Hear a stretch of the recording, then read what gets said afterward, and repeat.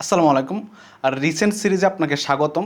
এই সিরিজে সাধারণত যেই সকল রিসেন্ট ঘটনাগুলো ঘটে তা নিয়ে আমি ছোট ছোট প্রশ্ন আকারের ভিডিও বানাই। তো আজকের ভিডিওটা হলো 2 নাম্বার। আজকের ভিডিওতে আমি সাধারণত কি করি যে দুইটা প্রশ্ন আমার খাতায় লেখা থাকে, এইগুলো রিডিং পড়ি দেখে দেখে এইগুলো আমি রিভিশন ম্যাটেরিয়াল আকারে তৈরি করছি। চাইলে আপনি যে কোনো সময় ইয়ারফোনে দিয়ে শুনতে পারেন এবং এগুলো আপনার রিভিশন হয়ে যাবে বলে আশা করি আমি। তো প্রথম প্রশ্নটা হলো আমার 8ই আগস্ট 2024 সালের পর থেকে অন্তর্বর্তীকালীন সরকারের ভূমিকা ও চ্যালেঞ্জ কী, এবং 2 নম্বর প্রশ্ন হলো মানব সৃষ্ট দুর্যোগে মানুষের অকাল মৃত্যুর কারণ দুর্নীতি বাংলাদেশের প্রেক্ষাপটে ব্যাখ্যা করুন। আমরা প্রথম প্রশ্নের উত্তরে আসি। প্রথম প্রশ্ন, 8 আগস্ট 2024 সালের পর থেকে অন্তর্বর্তীকালীন সরকারের ভূমিকা ও চ্যালেঞ্জ কী কী? উত্তর, 1 নম্বর উত্তর, দেশব্যাপী ছাত্র নাগরিক আন্দোলন ও শেখ হাসিনার পদত্যাগের পর নোবেলজয়ী প্রফেসর ডক্টর মোহাম্মদ ইউনূস প্রধান উপদেষ্টা হিসেবে শপথ গ্রহণ করেন 8ই আগস্ট 2024 সালে। একটি ট্রানজিশনাল সরকার হিসেবে এই সরকারের মূল লক্ষ্য হচ্ছে প্রশাসন চালানো, সংস্কার কার্যক্রম শুরু করা এবং একটি অবাধ ও নিরপেক্ষ নির্বাচনের জন্য পরিবেশ তৈরি করা, যা পালনে কার্যকর ভূমিকা রাখার সাথে সাথে অনেকগুলো চ্যালেঞ্জের সম্মুখীন হচ্ছে এই সরকার। এখন আসব এ যাবৎ এই সরকারের ভূমিকা। 1 নম্বর, প্রশাসনিক দায়িত্ব গ্রহণ। 2 নম্বর, আইন শৃঙ্খলা ও বিচার ব্যবস্থা। 3 নম্বর, অর্থনৈতিক পদক্ষেপ। 4 নম্বর, জনসম্পৃক্ততা। 4 নম্বর, সামাজিকতা ও জনসম্পৃক্ততা। 5 নম্বর, নির্বাচনী সংস্কার উদ্যোগ।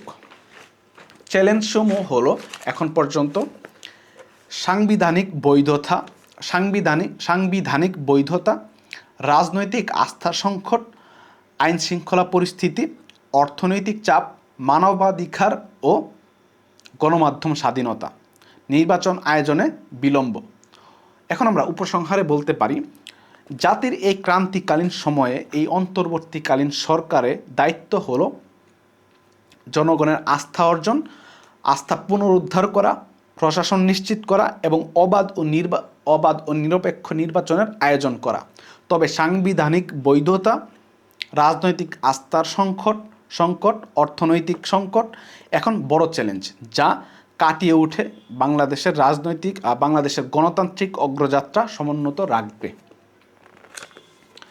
পরবর্তী প্রশ্ন, মানব সৃষ্ট দুর্যোগে মানুষের অকাল মৃত্যুর অন্যতম কারণ দুর্নীতি বাংলাদেশের প্রেক্ষাপটে ব্যাখ্যা করুন।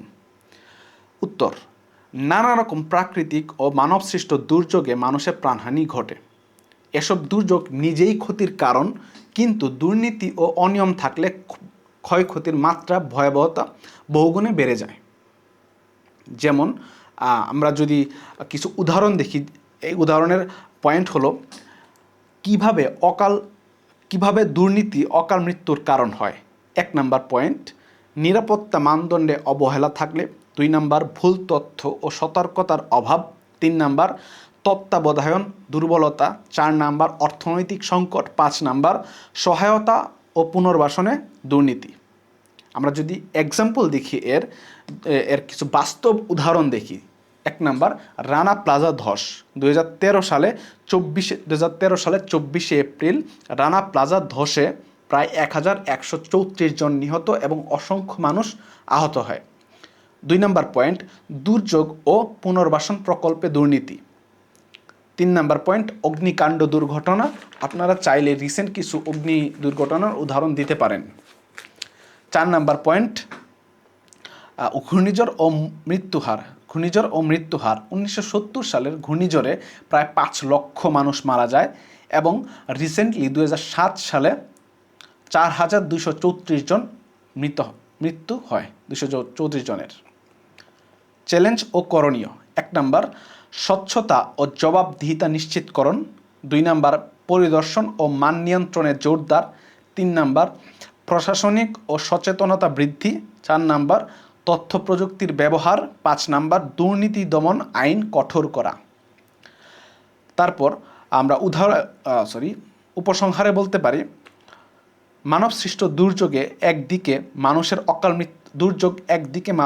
অকাল মৃত্যুর কারণ হয়ে দাঁড়িয়েছে, এর সাথে দুর্নীতি যোগ হলে ক্ষয়ক্ষতির মাত্রা বহুগুণ বেড়ে যাবে। তবে তবে ইতিবাচক দিক হচ্ছে স্বচ্ছতা ও প্রস্তুতি নেওয়া হচ্ছে মৃত্যুর হার কমানোর জন্য। এই ছিল আজকে 2টা প্রশ্নের উত্তর। আমি জানি আমার উচ্চারণে কিছু ভুল ছিল, এগুলো ক্ষমা সুন্দর দৃষ্টিতে দেখবেন, কারণ আমি শুরুর দিকে আছি ভিডিও বানানোর জন্য। তো এই বিষয়গুলো আশা করি ঠিক হয়ে যাবে কিছুদিনের মধ্যে। ইনশাল্লাহ সামনের একটা ভিডিওতে দেখা হবে। যদি আপনি এই ধরনের রিসেন্ট সিরিজের ভিডিওগুলো দেখতে পছন্দ করেন, এই চ্যানেলের সাথে থাকতে পারেন। আসসালামু আলাইকুম।